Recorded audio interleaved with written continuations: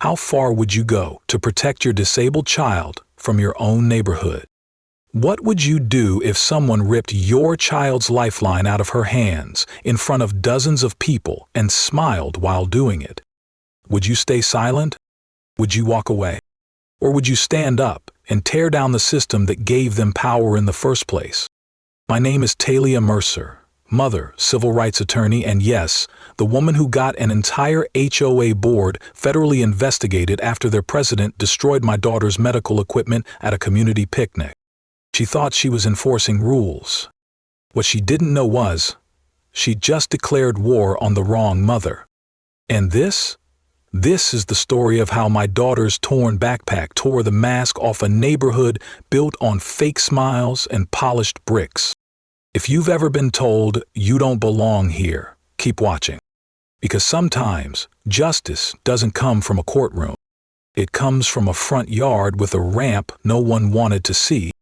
Don't forget to like this video, subscribe for more real stories of justice served, and drop a comment if you've ever had to fight for your family's right to exist. Let me take you back to the day we moved in, thinking we were safe. We weren't. When elegance becomes violence, the HOA queen's first smile. You ever meet someone who smiles like they're holding a knife behind their back? That was Gretchen Holloway.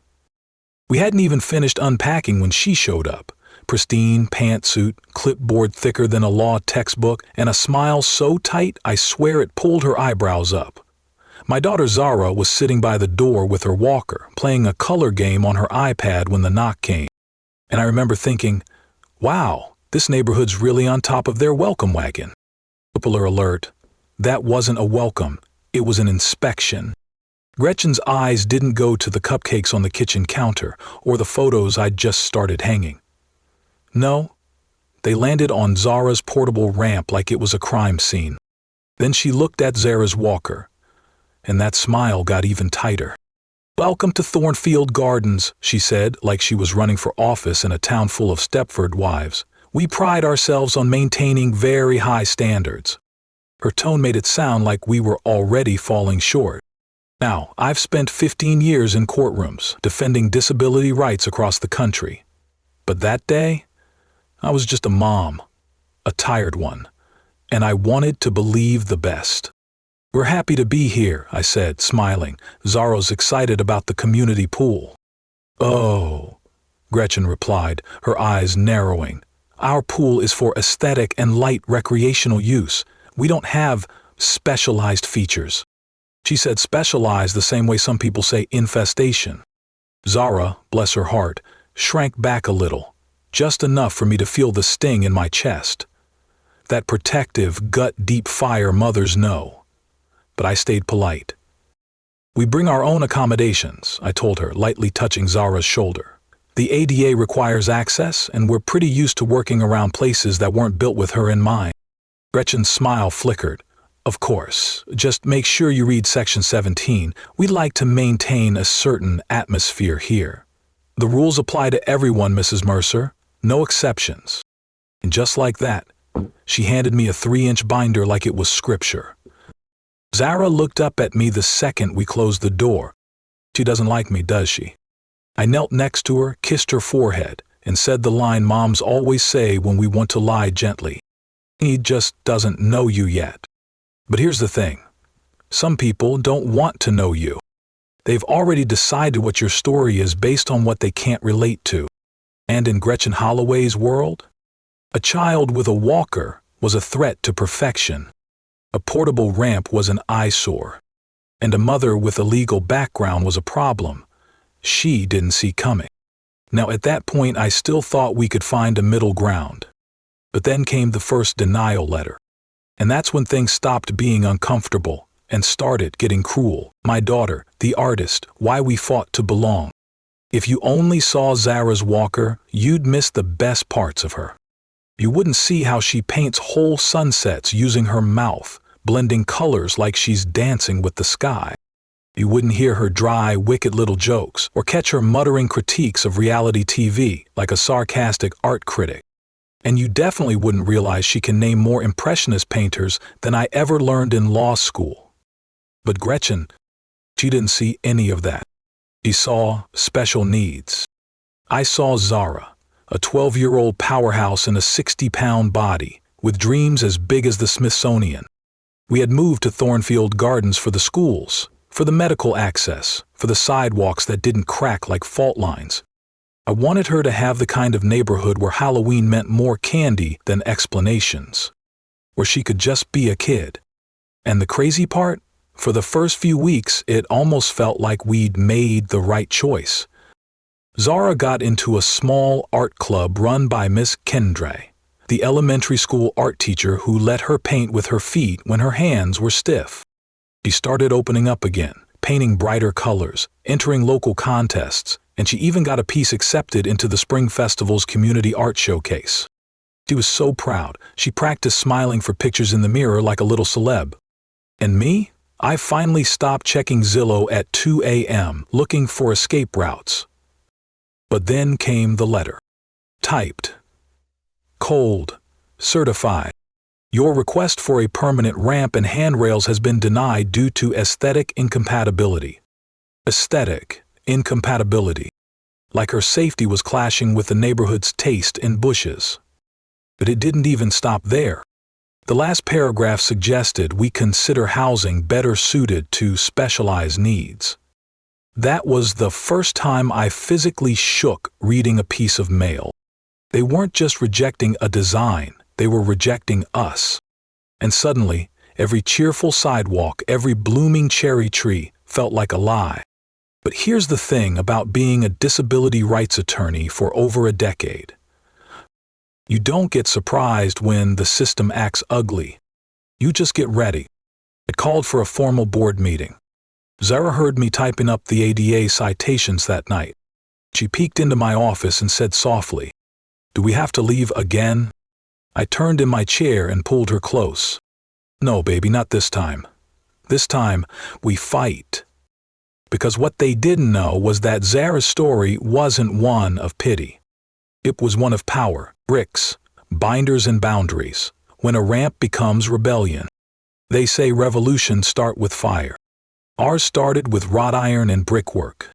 The week after that HOA meeting, where Gretchen smiled like a Botoxed gargoyle and declared my daughter's dignity aesthetic pollution, I did what any determined, sleep-deprived civil rights lawyer mom would do. I built the damn ramp anyway. The code.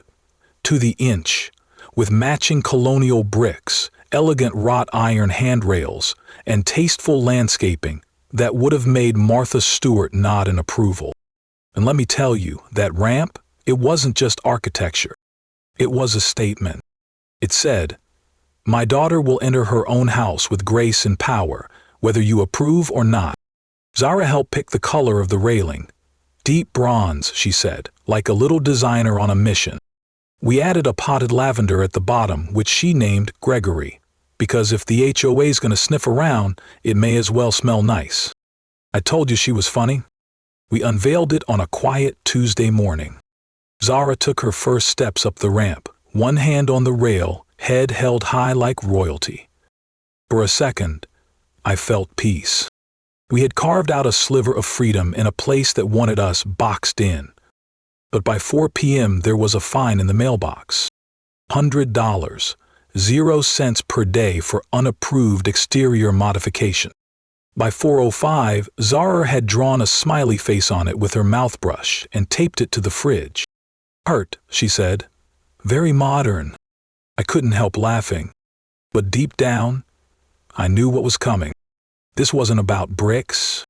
It was about boundaries, and we had just crossed the invisible line where Gretchen's HOA tyranny ended and federal law began. A day later, I got an email. Subject line: Emergency Board Meeting, Architectural Violations and Community Aesthetics. Subtext: Let's put the disabled girl's mom on trial. And the binder? Oh, it returned. Gretchen walked into that meeting like she was headlining a courtroom drama, plopping that regulation binder down like a sacred scroll. Her voice oozed civility, her eyes venom.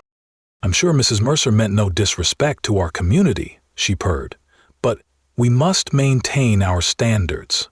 Medical installations, however necessary, can't detract from neighborhood charm. That word, charm, hung in the air like a fly near week-old potato salad. "Miss Holloway," I said calmly, "what you call medical installations, I call my daughter's life." One board member, young, nervous, tried to speak up in our defense. Gretchen shut him down with a look cold enough to frost the thermostat. They voted. 2 hands for denial. 2 others froze mid-air under Gretchen's death glare. The motion somehow carried. Of course it did. But by then I wasn't playing their game. I was documenting it. Email chains, meeting minutes, bylaw contradictions, A violations. My desktop looked like a legal battlefield. Because Gretchen hadn't just declared war on Iran. She'd declared war on the wrong mother. And she had no idea how far I was willing to go. The shortest path becomes the longest war. It started with a patch of grass. Just 20 feet. A soft shortcut from our porch to the community center. A gentle slope Zara used every morning to save herself the exhausting quarter-mile loop around Thornfield's perfect little sidewalk maze. To us, it was a practical choice. To Gretchen Holloway? It was a declaration of war. The signs went up overnight. No walking on grass, Community Order 3.7b. Metal stakes. Red letters. 4 of them. All planted exactly where Zara walked. None appeared near the playground, the jogging path, or the dog park, where people actually trampled the grass daily. Subtle? Not even close. "Mom," Zara whispered the morning she saw them. "She did this for me, didn't she?" I didn't answer right away, because what do you say when your 12-year-old realizes she's being targeted with passive-aggressive landscape? You take a breath. And then you say, "Yes, sweetie, she did, but guess what? That only means she's scared of you." Zarin blinked. "Because you're brave, and she's not." And brave she was. That day she trudged the longer route with her walker clacking softly against the pavement, sweat on her brow, stubbornness in her step. At one point, she looked over at Gretchen's window and gave the subtlest smirk I've ever seen. It was art. Still, the injustice grated. So, I did what any decent mother/DOJ disability lawyer would do. I filed a formal complaint against the HOA for disparate impact discrimination. I cited the selective signage, the timing of the rule, and its direct, measurable effect on a disabled resident. Then came the retaliation. Trash bin violations. Mailbox 2 inches too low. Wind chimes deemed a nuisance. And my favorite? A complaint that my solar-powered porch lantern was unnaturally bright during the hours of sunlight. Gretchen had gone from HOA president to HOA paparazzi. But through it all, Zara never complained. She adapted. She strategized. One afternoon, I caught her timing the shortcut on her iPad while pretending to trip over one of the new signs with a mischievous grin. "They're gonna need better stakes," she said. I laughed so hard I nearly choked on my coffee. It was in those moments I realized this fight was no longer just about ramps or rules or even the grass. It was about space, about who gets to take up space, and who gets told they're an inconvenience for needing it. If you've ever been made to feel like your presence is too much for someone else's comfort, this one's for you. Because this short patch of grass? It had just become the battleground for something much, much bigger. Tearing more than fabric when dignity is ripped in public. The spring festival was supposed to be our reset button. After months of cold stares, quiet fines, and community whispers, Zara had something to look forward to: the art exhibition.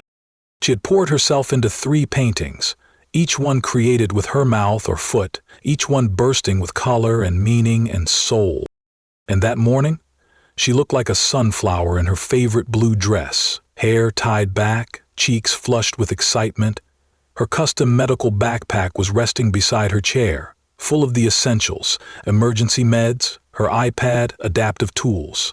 Nothing fancy, just survival. The cherry blossoms were in bloom, Tulips nodded gently in the breeze. It should have been the perfect day. And for a while, it was.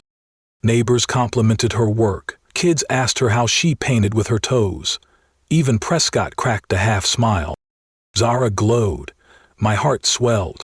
Then Gretchen arrived. You could feel the temperature drop a full 5 degrees. Her eyes scanned the crowd like a headmistress at a naughty children's recital. Until they landed on Zara's backpack. "What's that doing here?" she said, already walking over, lips pressed so tight they could have sealed a Tupperware. "It's her medical bag," I answered evenly. "It stays with her at all times."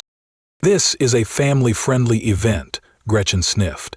"Not a hospital. We don't need unsightly equipment cluttering up the aesthetic."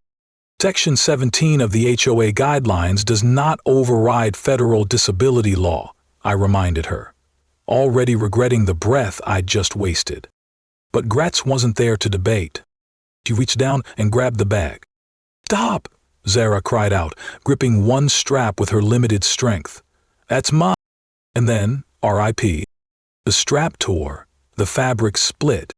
Medication bottles spilled, the iPod crashed to the pavement, adaptive tools clattered onto the stone path. My daughter's life, her safety net, her voice, her dignity, scattered at her feet. And in that moment, the crowd saw it too. Not the politics, not the rules. Just a terrified 12-year-old girl staring down a woman who just ripped her life open in front of everyone. And someone captured it all. Marlo Finch, our neighborhood photographer, froze the moment in high-resolution clarity. The twisted rage on Gretchen's face. Zara's tear-streaked cheeks. My hands shaking as I picked up broken plastic and crushed pills. No HOA clause could sanitize that. I turned to Gretchen, barely containing the fire in my chest. "You just destroyed necessary medical equipment," I said calmly, "in front of witnesses, on camera." She scoffed. "I'm the president of this community. You think your little threats scare me?" I pulled out my DOJ badge. "I don't make threats," I said. "I file them." The crowd gasped. Prescott took 2 steps back like I'd just pulled a live grenade. And right then, something shifted. Not just in the air. In the people. In the neighbors who'd stayed silent too long. They saw the truth. Not just in the photos, but in Zara. And for the first time, they chose her over Gretchen. Coming up next, 6. Behind closed binders. Unearthing the past they tried to bury. And trust me, what we found in those emails? It made the torn backpack look like the kind part of Gretchen's legacy. Flash drives, footage, and federal law, building a legal arsenal. That night, after the festival chaos, after the tears and the whispered apologies from neighbors who suddenly remembered how to care, I didn't sleep. Zara curled up beside me on the couch, her broken iPad hugged to her chest like a wounded pet. The soft whir of her portable oxygen machine hummed in the background, a reminder that while the war had gone public, the real fight was just beginning. I opened my laptop, and then the folders, and then the flash drives. For the last few months, I'd been quietly collecting everything. Every email from Gretchen, with her passive-aggressive smiley faces and not-so-passive threats. Photos of violations sent to us, but not to our able-bodied neighbors, for the exact same things: trash bins, mailbox height, porch wind chimes. Screenshots of new rules posted only after Zara used a shortcut path on the grass. Voice memos, meeting recordings, yes, it's legal in DC with one-party consent. Thank you, bar exam documents she forgot to file publicly. But now we had something even better. Marlo Finch's footage. Unedited, time-stamped, frame by frame, Gretchen yanking the medical backpack, Zara crying out, pills scattering like marbles across the grass, and neighbors recoiling in horror. I watched it once, then again.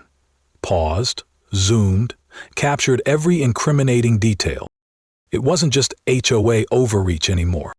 It was civil rights. It was criminal property damage. It was a violation of federal disability law, caught in 4K with lighting that even made Gretchen's foundation crack under pressure. By morning, I had a digital war chest ready. I called a few colleagues at the Justice Department, not hypothetically, officially. Then I called Darius. "Meet me at the community center," I told him. "Bring every neighbor you trust who's been wrong." He brought 10, and every single one had a story. A neighbor with Parkinson's who had been advised to keep his tremor under wraps during HOA meetings. A family whose child used a wheelchair and moved out after their yard modifications were denied, then mysteriously fined for yard neglect 6 times in 2 months.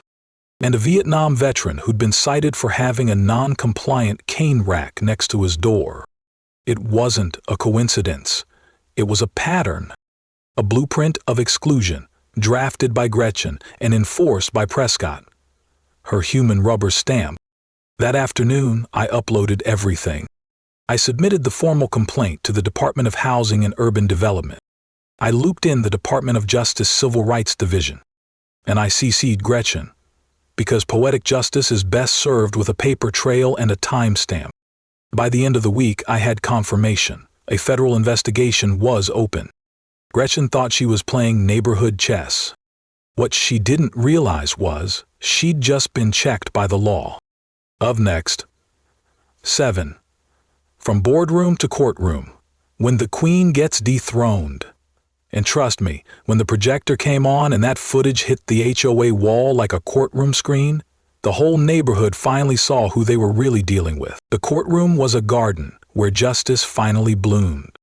It was a warm Thursday afternoon when justice took root. Ironically, right in the same community garden where Zara's backpack had been ripped apart just weeks earlier. But this time, instead of tulips and HOA pamphlets, we had witnesses, documents, attorneys, and one very large portable projector. Let me back up. After the DOJ formally launched the investigation, the board had no choice but to call an emergency HOA meeting. Only this time, it wasn't about wind chimes or mailbox paint. It was about federal law. And it wasn't Gretchen standing at the front of the room anymore. It was me, flanked by 2 DOJ civil rights attorneys, several neighbors, turned witnesses, and Marlo Finch, the quiet photographer whose camera had captured every frame of the moment the community would never forget. The projector hummed to life. Frame 1, Zara, smiling, seated beside her artwork. Frame 2, Gretchen, mid-yank, lips curled in indignation. Frame 3, pills, shattered screen, and that one photo, Zara's face, stunned, wounded, and watched. Silence fell over the room. You could hear the air conditioning kick on. You could feel the shift, not just in attention but in allegiance. I stepped forward.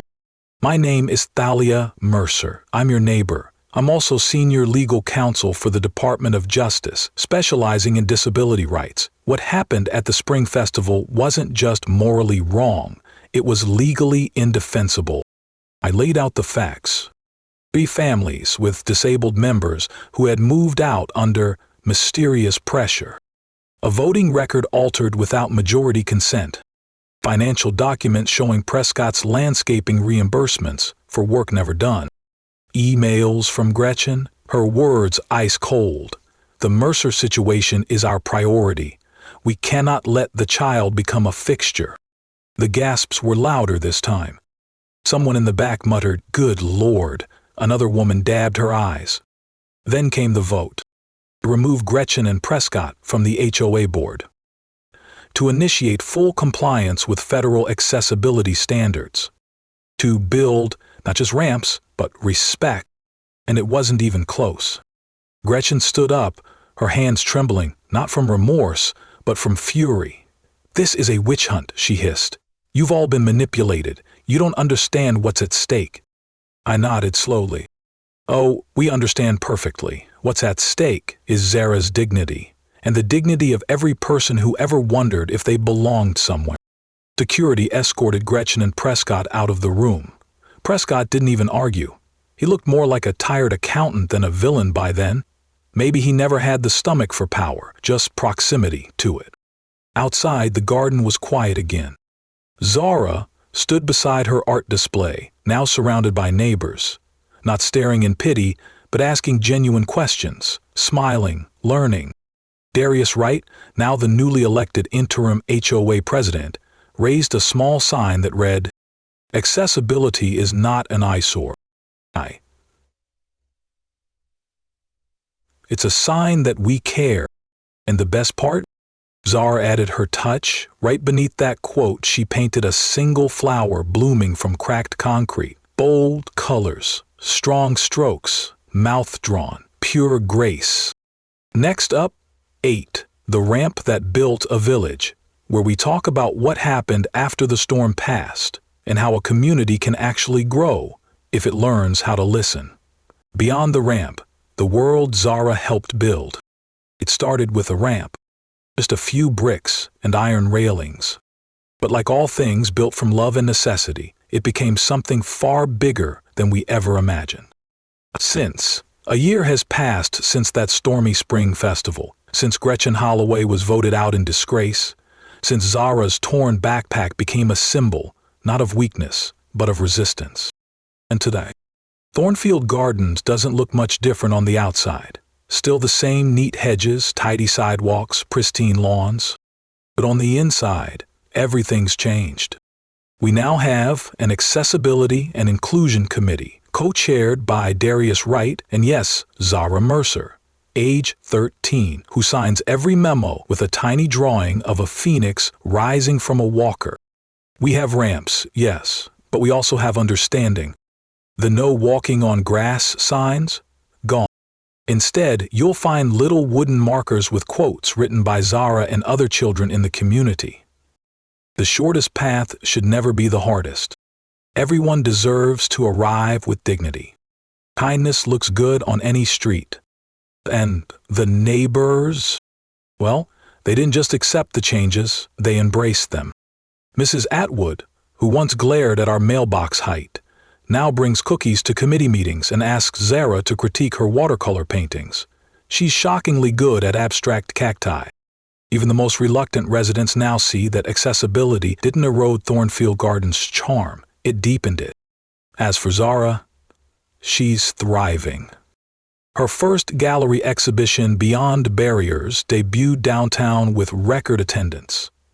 Her paintings, made with her mouth and feet, brought strangers to tears and inspired one tech startup to sponsor her next adaptive tool. And perhaps the most unexpected development?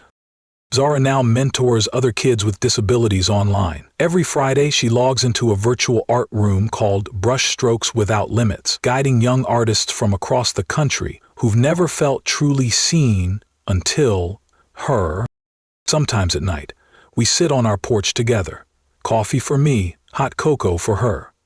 The ramp beneath us cool from the evening air, but solid, like it's always belonged. "Mom," she said once, watching a group of neighborhood kids race down the sidewalk, "do you think it was worth it?" Chaudhry sprang past me toward the first grader, who was heading toward her from her head. The girl who used to shrink when people stared, now sitting tall in her custom-painted walker with rainbow spokes and a pin that says, "I know my rights." "Yeah," I smiled. "I think we built something stronger than brick or law. We built a place where you can be all of who you are." She grinned. "Good, because I'm not done yet." And I believed her. Because change doesn't come from shouting. It doesn't always come from power. Sometimes, it comes from a 12-year-old girl with a paintbrush in her teeth, a fire in her belly, and a mother who refuses to back down. If you've ever been told you don't belong, this story's for you. Like this video. Tell us your story in the comments. Subscribe to HOA Revenge for more true stories of justice served with heart. And remember, next time someone says the ramp is an eyesore, tell them it's a bridge. To empathy, to equity, to everything we're still building. Together.